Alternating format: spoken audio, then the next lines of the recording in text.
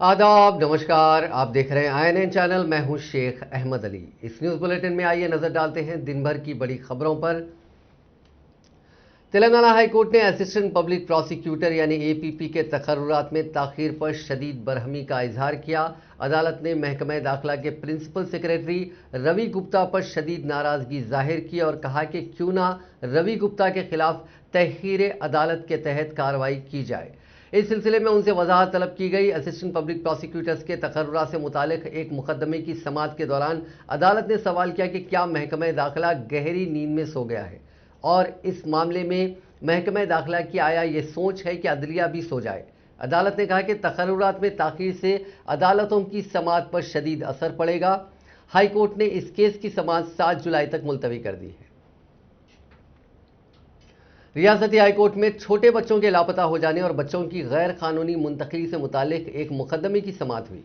Chief justice हिमा कोहली और justice Vijay Sen Reddy पर मुश्तमिल बेंच ने इस केस की समाअत की। बताया गया है कि बेशतर वकला ने हाईकोर्ट के इल्म में बात लाई कि रियासत के कई अजला में जुवेनाइल बोर्ड और बच्चों का तहफ़्फ़ुज़ करने वाले सरकारी इदारे नहीं हैं। इसके अलावा पुलिस स्टेशन में भी बच्चों के तहफ़्फ़ुज़ करने वाले ओहदेदार मौजूद नहीं हैं, जिस पर डिवीजन बेंच ने हुकूमत को मशवरा दिया कि वो उन तमाम ओहदों को पुर करने पर तवज्जो दे। इस सिलसिले में अदालत ने एक हफ्ते के अंदर रिपोर्ट पेश करने की हुकूमत को हिदायत देते हुए इस केस की अगली समाअत 18 जुलाई तक मुलतवी कर दी। वज़ीर आला चंद्रशेखर राव के अजला के दौरे के ऐलान के बाद हुकूमत की मिशनरी और वज़रा अजला का रुख कर चुके हैं। वज़ीर आला हाल ही में एडिशनल कलेक्टर्स को 10 दिन की मोहलत दे चुके हैं कि पल्ले प्रगति और पटना प्रगति प्रोग्राम में किसी किस्म की कोताही होने पर उनके खिलाफ कार्रवाई की जाएगी। 21 जून को सिद्दीपेट कलेक्ट्रेट कॉम्प्लेक्स, 21 तारीख को माफ़ कीजिएगा 20 जून को सिद्दीपेट, 21 जून को वरंगल कलेक्ट्रेट कॉम्प्लेक्स का इफ्तिताह के अलावा वरंगल सेंट्रल जेल की जगह पर सुपर स्पेशलिटी हॉस्पिटल का संग बुनियाद रखा जाएगा। इसलिए जोरों शोर से तैयारियां की जा रही हैं। इसके अलावा दीगर अजला में भी वज़ीर आला के दौरे के पेश नज़र अपने अपने अजला में ज़ेर इल्तवा कामों को जल्द से जल्द मुकम्मल करने के लिए वज़रा मुतहरिक हो गए हैं। मुख्तलिफ अजला में रैतु वेदिका की इफ्तिताही तकरीब मुनक्किद की जा रही है। जिस तरह की सरगर्मियाँ जारी हैं, ऐसा लगता है कि वज़ीर आला जिसको तरजीह देते हैं वही काम रियासत में अंजाम दिए जाते हैं। एक बात वाज़ेह हो चुकी है कि वज़ीर आला के फैसले पर फ़ौरन अमल आवरी शुरू हो जाए, वो फैसला है, बाकी सिर्फ ऐलानात हैं। चंचलगुड़ा सेंट्रल जेल की जगह तालीमी इदारे कायम करने का वज़ीर आला ने 5 साल पहले वादा किया था, लेकिन अब तक इस पर अमल नहीं किया गया और इसमें कोई पेशरफ्त नहीं हुई। ऐसे कई वादे हैं जो सिर्फ ऐलानात बनकर रह गए हैं। रियासती हुकूमत ने आज दूसरे दिन रैतु बंधु स्कीम के तहत किसानों के बैंक अकाउंट में 1669 करोड़ 42 लाख रुपए की रकम जमा कर दी। वजीर ज़राअत निरंजन रेड्डी की इतला के मुताबिक आज भी 15 लाख से ज़्यादा किसानों के खातों में बैंक अकाउंट में 1152 करोड़ रुपए की रकम जमा करवा दी गई। उन्होंने बताया कि जुमेरात को मजीद 10,40,000 किसानों के बैंक अकाउंट्स में 1272 करोड़ की रकम जमा कर दी जाएगी। उन्होंने बताया कि 3 दिन में 42,43,000 किसानों के बैंक अकाउंट में 2,942 करोड़ रुपए की रकम जमा कर दी जाएगी। निरंजन रेड्डी ने कहा कि अब तक सबसे ज़्यादा रकम ज़िले नलगुंडा के किसानों को जारी की गई है, जहां 79,727 किसानों के बैंक अकाउंट में 98 करोड़ रुपए की रकम जमा की गई है। తెలివితో వ్యవసాయం చేస్తే తన కుటుంబాన్ని పోషించుకునేటువంటి పరిజ్ఞానం ఇవాళ అందుబాటులో ఉంది. ప్రపంచంలో అది రుజువైంది. దాని మీద మనం దృష్టి పెట్టాలి. ఎంత సుభిక్షంగా ఉంది ఇవాళ. ఇంకా ముందరికి పోవాలి మనం. కానీ ఇప్పటికి ఉన్నటువంటి స్థితి చాలా సంతోషాన్ని ఇస్తుంది. ఈ ఏడు ఇప్పుడు ఈ వానాకాలానికి 63,25,000 మంది రైతులకు 63,25,000 మంది రైతులకు వాళ్ళ ఖాతాలకు మనం రైతు బంధు వేస్తున్నాం. 2 రోజులలో నిన్న ఇవాళ వేసినాం. నేను ఫిగర్స్ చెప్పిన ఈ సీజన్ మొత్తానికి వేసేటువంటిది ఈ 63,25,000 మంది కోసం వేసేటువంటి రైతు బంధు ఇదొక్క సీజన్కు 7,508 కోట్ల రూపాయలు. భారతదేశంలో ఏ మనగాడైనా ఇవాళ రైతుల కోసం ముందరికి వచ్చి ఒక్క రాష్ట్రంలో ఒక్క సీజన్లో ఇంత డబ్బు ఖర్చు పెట్టే పరిపాలకుడు ఉంటే చూపమనండి. ఉన్నాడా ఎవడైనా? దీంతో ఏమైతుంది అంటే మనది వ్యవస్థను అర్థం చేసుకుంటే, వ్యవస్థలో ఉండేటువంటి ఆర్థిక సంబంధాలను అర్థం చేసుకుంటే, దేని నుంచి ఉత్పత్తులు వస్తాయో, దేని నుంచి ఉపాధులు వస్తాయో తెలిస్తే పాలకులకు సులువైతుంది. అందుకోసమే తెలంగాణ స్వరూపాన్ని అర్థం చేసుకున్నటువంటి తెలంగాణ రాష్ట్ర సమితి तेलंगाना पुलिस जैसी मुतहरिक पुलिस जो अपने फर्ज शनासी के अलावा समाजी खिदमत में बढ़ चढ़कर हिस्सा ले रही है, मुल्क भर में कहीं नजर नहीं आती। इसलिए तेलंगाना पुलिस को मुल्क भर में खास मकाम हासिल है। इन ख्यालात का इजहार तेलंगाना के रियासती वजीर दाखिला मोहम्मद महमूद अली और रियासती वजीर तलसानी श्रीनिवास यादव ने एसआर नगर पुलिस स्टेशन की इमारत का इफ्तिताह करते हुए किया। उन्होंने कहा कि तेलंगाना में कॉरपोरेट सतह की पुलिस स्टेशन की इमारतें तामीर की जा रही हैं, जिसमें आवाम की सहूलियात के लिए तमाम इंफ्रास्ट्रक्चर फराहम किया गया है। एसआर नगर पुलिस स्टेशन के लिए 1040 मुरब्बा गज जमीन फराहम की गई, जिसमें इमारत के लिए 15,000 मुरब्बा फीट पर 4 मंजिला खूबसूरत इमारत तामीर की गई। इस पर 4 करोड़ 26 लाख रुपए की रकम खर्च की गई है। ये इमारतें सिटीजन फ्रेंडली पुलिसिंग स्कीम के तहत तामीर की जा रही हैं।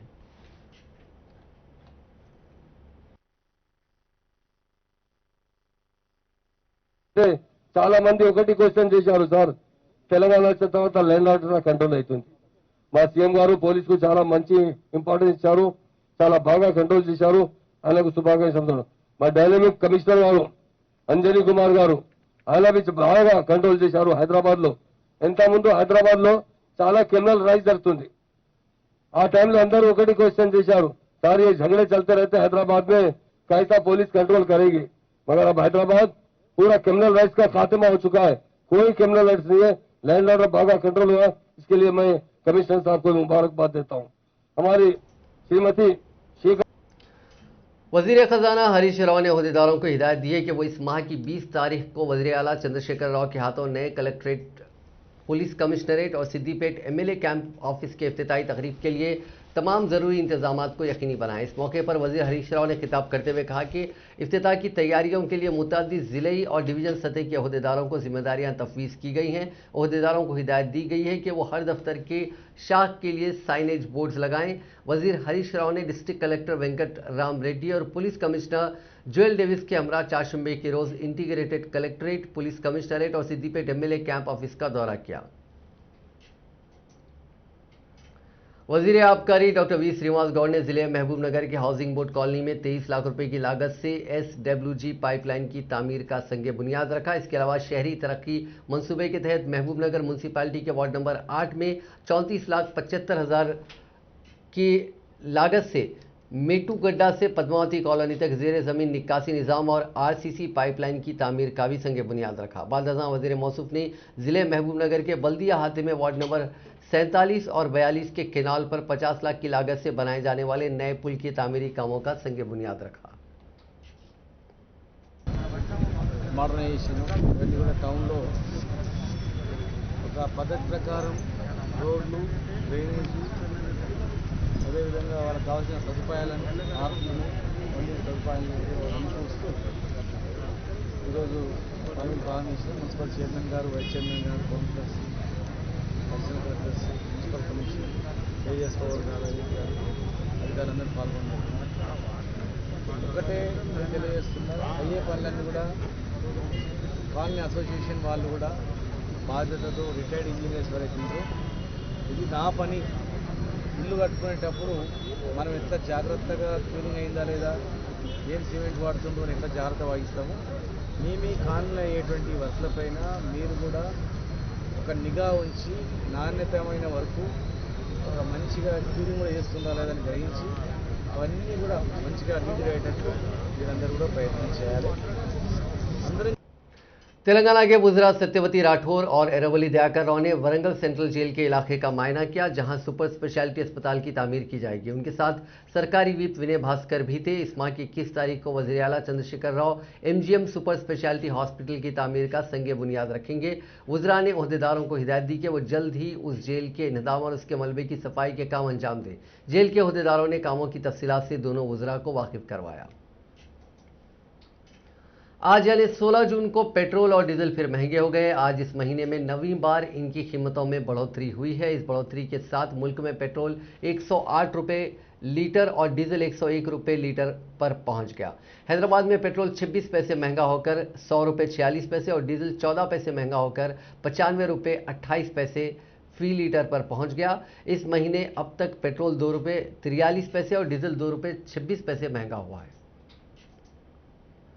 डीजल की कीमत में रोज बरोज इजाफा होता जा रहा है, जिसके नतीजे में ट्रांसपोर्ट निज़ाम पर असर पड़ रहा है। हैदराबाद में लॉरी मालिकीन ने मरकजी हुकूमत से मुतालबा किया कि वो इजाफी डीजल की कीमत में कमी लाए। इन लॉरी मालिकीन ने कहा कि पहले ही कोरोना वबा की वजह से कारोबार ना होने से वो परेशान हैं और अब एक मरतबा फिर डीजल की कीमत में इजाफे का बोझ उन्हें बर्दाश्त करना पड़ रहा है। उन्होंने अफसोस का इजहार करते हुए कहा कि बैनुल अक़वामी मार्केट्स में खाम तेल की कीमतों में कमी के बावजूद मुल्क में ईंधन की कीमतें कम नहीं हो रही हैं। उन्होंने कहा कि जब से तेल की कंपनियों को तेल की कीमतों के तयन की जिम्मेदारी दी गई है, तब ही से वक्फे से ईंधन की कीमतों में इजाफा होता जा रहा है और हुकूमत को इसकी परवाह नहीं है। उन्होंने कहा कि उन्हें ड्राइवर और क्लीनर की तनख्वाहें भी अदा करनी पड़ती हैं। एक तरफ लॉकडाउन ने उनके कारोबार पर असर डाला है तो दूसरी तरफ डीजल की कीमतों में मुसलसल इजाफे ने उनकी मुश्किलात में इजाफा कर दिया।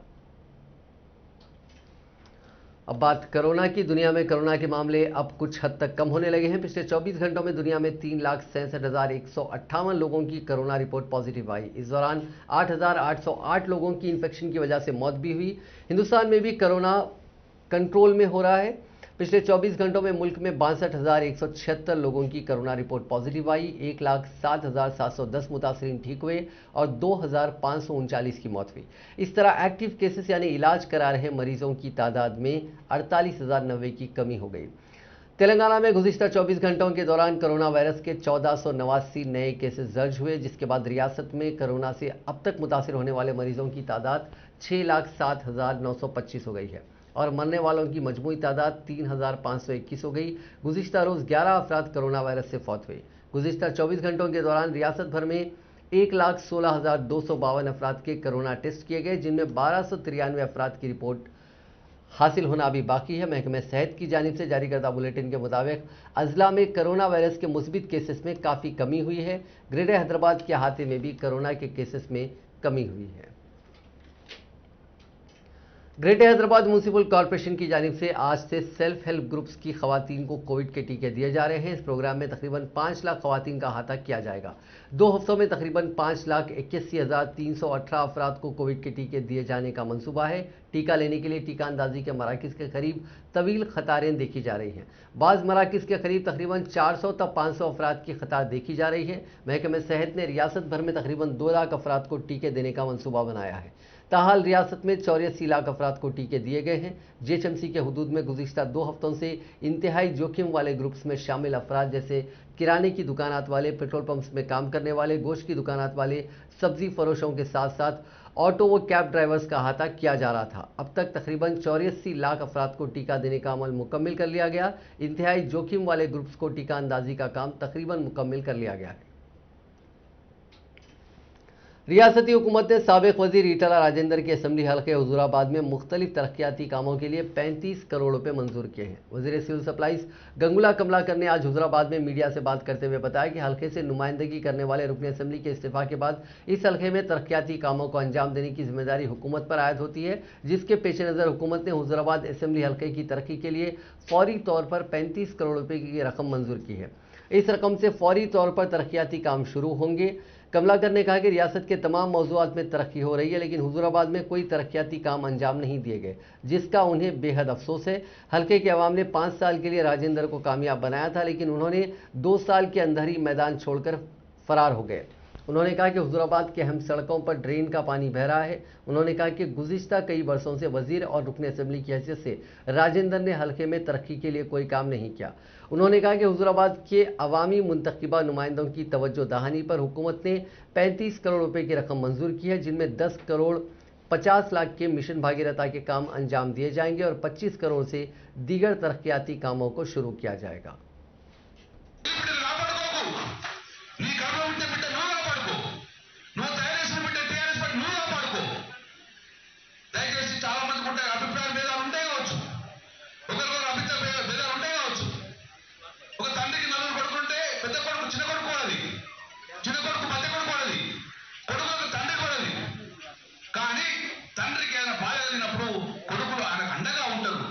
సపోర్ట్ ఉంటారు. అలాగే ఈరోజు టీఆర్ఎస్ పార్టీ తండ్రి, ఈ తండ్రికి భేదాభిప్రాయాలు ఉన్నా ఈ తండ్రిని నిలబడ బాధ్యత మీరు తీసుకోండి. हमारा मुसलमान भाइयों, ये तेलंगाना शहर है, ये तेलंगाना, ये हुजराबाद शहर है. इससे पहले हिंदू मुसलमान सिख ईसाई मिलजुल कर जिया था. इंशाअल्लाह हम आगे भी ऐसे ही जीना है. ये शहर हमारा शहर है, ये हुकूमत हमारा हुकूमत है. तालीम होना है, तरक्की होना है. इसी के लिए अल्लाह का वास्ते आप ये केसीआर को दुआ करो. हाँ, केसीआर को आगे बढ़ने का मौका दे दो. మీరందరూ కూడా కలిసిమెలిసి రేపు రాబోయే కాలంలో అద్భుతంగా ఇక్కడ హుజరాబాద్ అంటే టీఆర్ఎస్ అంటే హుజరాబాద్ అదే మీరందరూ వెళ్ళండి. ఎలా ఉండే ఇప్పుడు కరెంట్ ఎలా ఉంది, గతంలో నీళ్ళు ఎట్లా ఉండే. साबिक वजीर व बीजेपी कायद ई पेद्दी रेड्डी ने उनके टीआरएस में शामिल होने से मुताल्लिक जारी इत्तलात को अफवाह करार दिया और वाज़ेह किया कि वो बीजेपी में ही रहेंगे. टीआरएस में शामिल होने का सवाल ही पैदा नहीं होता. मीडिया से बात करते हुए पेद्दी रेड्डी ने कहा कि हुजूराबाद असेंबली हल्के के ज़मीनी इंतखाब में अगर बीजेपी हाईकमान उन्हें मुकाबला करने की हिदायत देती है तो वो इस हल्के से मुकाबला करेंगे. उन्होंने कहा कि हुजूराबाद के ज़मीनी इंतखाब फिलफौर मुनक्किद होने का कोई इम्कान नहीं है, इसके लिए मज़ीद 6 माह का वक्त दरकार है. उन्होंने कहा कि इस हल्के से नुमाइंदगी करने वाले ईटला राजेंद्र की बीजेपी में शमूलियत का वो खैर मकदम करते हैं. उन्होंने कहा कि हुजूराबाद के ज़मीनी इंतखाब में बीजेपी जिस किसी को भी उम्मीदवार बनाएगी वो पार्टी के फैसले का एहतराम करेंगे. उन्होंने कहा कि 2018 के इंतखाबात में वो हुजूराबाद से मुकाबले के ख्वाह थे, लेकिन तेलुगु देशम और कांग्रेस के इत्तेहाद की वजह से ये हल्का कांग्रेस के लिए छोड़ दिया गया था. पेद्दी रेड्डी ने उन इत्तलात को गलत करार दिया जिसमें कहा गया कि उन्होंने चीफ मिनिस्टर चंद्रशेखर राव से फार्म हाउस में मुलाकात की थी और टीआरएस में शामिल होने का इरादा जाहिर किया था. तेलंगाना कांग्रेस पार्टी के कारगुजार सदर व साबिक एमपी पूनम प्रभाकर ने कहा है कि वजीर के.टी. रामाराव के सिरसिला के दौरे के मौके पर कांग्रेस कायदीन की गिरफ्तारी काबिल मजम्मत है. उन्होंने मुतालबा किया कि उनको फौरी रिहा किया जाए. मीडिया से बात करते हुए उन्होंने कहा कि केटीआर के दौरे के पेश नज़र कांग्रेस कायदीन और कारकुनों को गिरफ्तार करके पुलिस स्टेशन में रखा गया. इस सिलसिले में इंसानी हकूक़ कमीशन से भी नुमाइंदगी की गई है, लेकिन इंसाफ नहीं मिला. उन्होंने कहा कि 16 जून को भी केटीआर के दौरे के दौरान गिरफ्तारी का सिलसिला जारी रखा गया. उन्होंने सवाल किया कि केटीआर के दौरे के दौरान अपोजिशन के कायदीन की गिरफ्तारी ज़रूरी है, इस पर अवाम को गौर करना चाहिए. उन्होंने मुतालबा किया कि गिरफ्तार किए गए कायदीन को फौरी रिहा किया जाए. ముఖ్యమంత్రి కుమారుడు తన ఎన్నిక కాబడ్డ నియోజకవర్గం సిరిసిల్లకు వచ్చినప్పుడల్లా ప్రతిపక్ష నాయకులను ముందస్తు అరెస్టుల పేరు మీద రాత్రులు తీసుకొచ్చి పోలీస్ స్టేషన్లో కూర్చోబెడతా ఉన్నాం. ఈ అంశం మీద హ్యూమన్ రైట్స్ కమిషన్ కూడా విజ్ఞప్తి చేసినాం, అయినా న్యాయం జరగలేదు. ఈ రోజు కూడా మళ్ళీ ముఖ్యమంత్రి గారు కుమారుడు కేటీఆర్ తాను ఎన్నిక కాబడ్డ సిరిసిల్ల నియోజకవర్గ పర్యటన ఉంటే నిన్నటి నుంచి అరెస్టుల ప్రక్రియ కొనసాగుతోంది. ఇటువంటి పూర్తి అప్రజాస్వామిక చర్యను ఖండిస్తా ఉన్నాం. ప్రజలు ప్రజాస్వామ్యవాదులందరూ కూడా ఆలోచన చేయాలని కోరుతాను. ఎన్నిక కాబడ్డ నియోజకవర్గానికి రావాలంటే అందరూ అరెస్టు చేయడం అవసరమా అనేటువంటి మాటను గమనించమని కోరుతూ దీన్ని తీవ్రంగా ఖండిస్తూ వెంటనే వాళ్ళందరినీ విడుదల చేయాలని డిమాండ్ చేస్తా ఉన్నాం.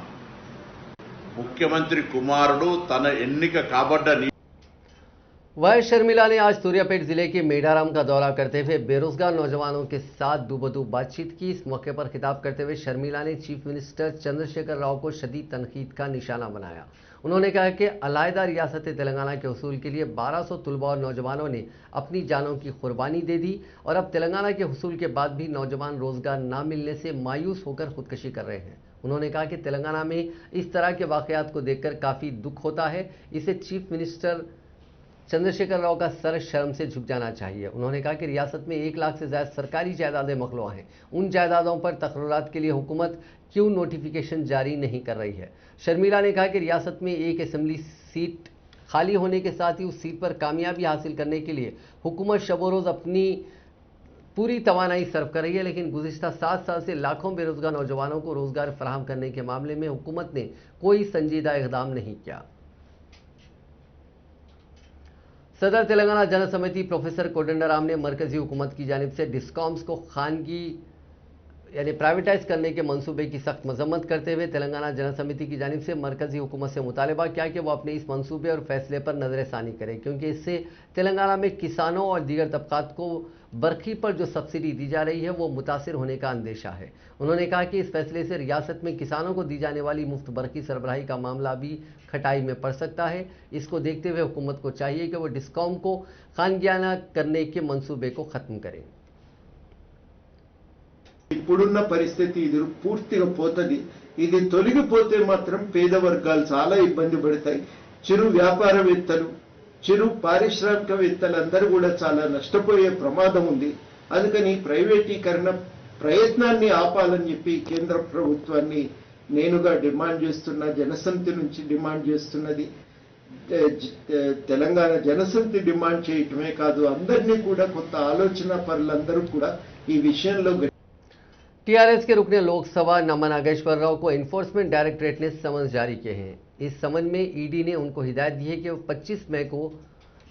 25 जून को उनके सामने हाजिर हों। बैंक के खर्च की मुंतकली के मामले में मरकजी इदारे ने यह समन रुकने पार्लियामेंट को जारी किया। उनकी कंपनी के डायरेक्टर के मकानात की हाल ही में ईडी ने तलाशी ली थी। उस तलाशी में दस्तावेजात वगैरह जब्त किए गए थे। हैदराबाद के कई इलाकों में कल शब बारिश हुई। महकमे मौसमियात के मुताबिक मंगल की शब शहर में 22 मिलीमीटर बारिश हुई। Telangana state development planning society की जानिब से नस्ब करदा बेशतर खुदकार मौसमी स्टेशन के डेटा के मुताबिक शहर में औसत बारिश हुई। कई मकामात पर 1.10 मिलीमीटर ता 15 मिलीमीटर के दरमियान बारिश हुई। बाज़ मकामात जैसे मारेटपल्ली, खैरदाबाद और तिरमलगिरी में औसत बारिश हुई। मारेटपल्ली में 29.8 मिलीमीटर बारिश रिकॉर्ड की गई। बोराबंडा इलाके में 21.3 मिलीमीटर बारिश रिकॉर्ड की गई। आंध्र प्रदेश के विशाखापट्टनम में पेश आए एनकाउंटर में तेलंगाना से ताल्लुक रखने वाले एक माओइस्ट भी हलाक हो गया, जिसकी शिनाख्त एस गंगैया की हैसियत से हुई, जो पेदापल्ली जिले के ओदेला मंडल के गमपोला मौजू से ताल्लुक रखता था। आज सुबह विशाखापट्टनम जिले के मुंपा पुलिस स्टेशन के हुदूद में वाक़ एक जंगलाती इलाके में ग्रे हाउंड्स और माओइस्टों के दरमियान फायरिंग का तबादला पेश आया, जिसमें 6 माओइस्ट हलाक हो गए थे। उनमें गंगा भी शामिल था। बताया गया कि गंगैया माओइस्ट पार्टी का डीसीएम कमांडर था। बताया गया कि गंगैया का एक भाई राजैया भी ममनुआ माओइस्टों से ताल्लुक रखता था, जिसका 1996 में इनकाउंटर हो गया था। गंगैया 1999 में माओइस्ट तंजीम से वाबस्ता हुआ था और डीसीएम कमांडर की हैसियत से तरक्की भी हुई थी। Hyderabad city police commissioner Anjani Kumar ने कत्ल के केस के सिलसिले में आज प्रेस कॉन्फ्रेंस करते हुए बताया कि कमिश्नर टास्क फोर्स की टीम ने एक इतला पर कार्रवाई करते हुए कत्ल के मुलजिम को हिरासत में लेकर उसके कब्जे से 60 तोले की पाजेब, 5 ग्राम सोने के ईयरिंग्स, एक आहिनी सलाख और एक सेलफोन को बरामद किया है। अंजनी कुमार ने बताया कि गंजी वेंकटेश नामी इस मुलजिम ने इस माह के 9 जून को 45 साला बी चिन्नम्मा को फ़ोन करते हुए कहा कि मनीकोंडा लेबर अड्डा में मजदूरी का काम है। ये कहकर उसके शोहर बी एंजनेलू से इजाज़त लेकर उसे मादापुर ले गया था। उसकी नज़र चिन्नम्मा के जेवरात पर थी। इसी दौरान रास्ते में चिन्नम्मा को शराब पीने के लिए उसने राज़ी किया। बाद में नशे में धुत चिन्नम्मा के सर पर आहनी सलाख से हमला कर दिया, जिससे वो बरसरे मौका हलाक हो गई। ఇది ఒక అన్‌హెల్దీ కాంపిటీషన్. సో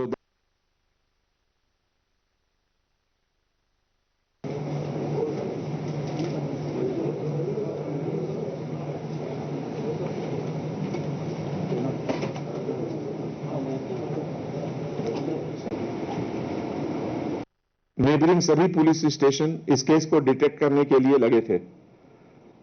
इस केस में टास्क फोर्स और गोलकुंडा पुलिस स्टेशन मिलकर रिकवर किए और पूरे सामान की बरामदी भी हुई। इसके बाद आज एसआर नगर पुलिस स्टेशन इनॉग्रेशन के समय ऑनरेबल होम मिनिस्टर साहब जनाब महमूद अली साहब, reception officer lady officer Anita, जिस तरीके से सिटीजन फ्रेंडली पुलिसिंग और सिटीजन को कैसे पुलिस स्टेशन में कंफर्टेबल फील कराया जाए, उसका एक नमूना पेश किए अनीता ने, जिसके कारण उनके सर्विसेज को अप्रिशिएट किया गया और आज उनको हम लोग एक छोटा सा मोमेंटो दे रहे हैं। आज के मौके पे एक और चीज बताना यह है कि हैदराबाद सिटी पुलिस 2021 इस साल पीडी एक्ट में व्हाइट कॉलर ऑफेंडर्स के खिलाफ भी केसेस बुक हो रहे हैं और बहुत सारे व्हाइट कॉलर ऑफेंडर्स को पीडी एक्ट में इस बार लाया गया और टोटल पीडी एक्ट। मेडचल जिले के नेरदमेड इलाके में गाड़ियों की तलाशी के दौरान पुलिस ने भारी चालान के जेरे इल्तवा होने पर 2 बाइक्स को जब्त कर लिया। तफसीलात के मुताबिक पुलिस मामूल की गाड़ियों की तलाशी की मुहिम अंजाम दे रही थी। पुलिस ने इस दौरान 2 बाइक सवारों को रोका और ट्रैफिक पुलिस के मुलाजिमीन उस वक्त हैरतज़दा रह गए जब उन बाइक्स पर भारी चालानात थे। यूसुफगुड़ा के मुनव्वर नामी नौजवान की गाड़ी पर 52,000 रुपए के जेरे इल्तवा चालानात थे। दूसरी गाड़ी पर 92,000 रुपए के जेरे इल्तवा चालानात थे। उन चालानात को देखकर सब हैरतज़दा हो गए। ट्रैफिक पुलिस ने उन गाड़ियों को फौरी तौर पर जब्त कर लिया। इसी दौरान मलकाजगिरी ट्रैफिक पुलिस ने कवायद की खिलाफ वर्जी पर सख्त कार्रवाई का इंतबाह दिया। लापरवाही से सड़क अबूर करना बसा औकात खतरनाक साबित होता है। ऐसा ही एक हादसा हैदराबाद के रायदुर्गम में पेश आया, जहां एक लड़की की लापरवाही से सड़क अबूर करने के दौरान एक तेज रफ्तार बाइक ने उसको टक्कर दे दी। गाड़ी सवार ने अपनी गाड़ी की रफ्तार पर काबू नहीं पाया, जिसके नतीजे में यह हादसा पेश आया। ताहम ये लड़की मामूली तौर पर जख्मी हो गई। इस तरह लापरवाही से सड़क अबूर करने के खिलाफ सैबराबाद पुलिस ने सोशल मीडिया के अहम प्लेटफॉर्म पर इस हादसे का वीडियो पोस्ट किया। इस वीडियो में दिखाया गया है कि यह लड़की उस वक्त सड़क अबूर कर रही है जब सड़क पर ट्रैफिक नहीं है। यह लड़की लापरवाही से सड़क अबूर कर रही है कि अचानक एक बाइक सवार ने अपनी गाड़ी का तवाजुन खो दिया और लड़की से टकरा गया। यह हादसा जारिया माह की 12 तारीख को पेश आया। इस हादसे में लड़की मामूली जख्मी हुई। सैबराबाद पुलिस का मानना है कि इस तरह की लापरवाही के सिलसिले में अवाम में शऊर बेदार करना जरूरी है। पुलिस ने राहगीरों को मशवरा दिया कि वो लापरवाही के साथ सड़क को अबूर करने का खतरा ना मोल लें।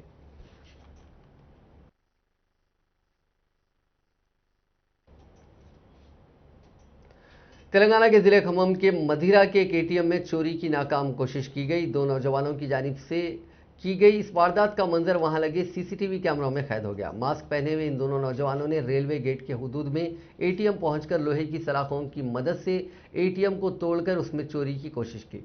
इस कोशिश में नाकामी के बाद ये नौजवान वहां से चले गए। ताहम उनकी ये हरकत एटीएम सेंटर में लगे सीसीटीवी कैमरे में कैद हो गई। एक नौजवान ने सीसीटीवी कैमरे को भी लोहे की सलाख से नुकसान पहुंचाने की कोशिश की।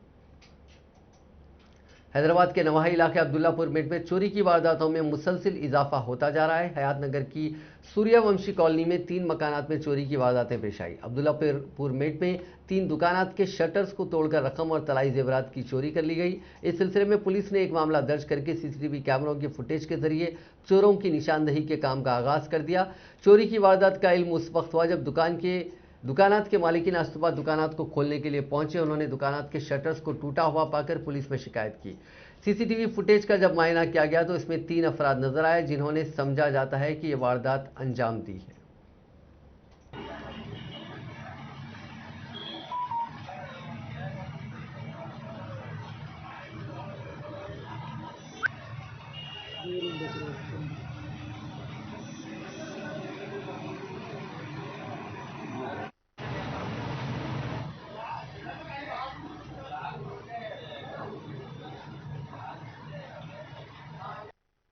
ఇట్లా సూర్యంశి ఎస్టేట్స్లో ఇట్లా దొంగలు పడ్డారండి. 3 ఇల్లులు పడ్డారు.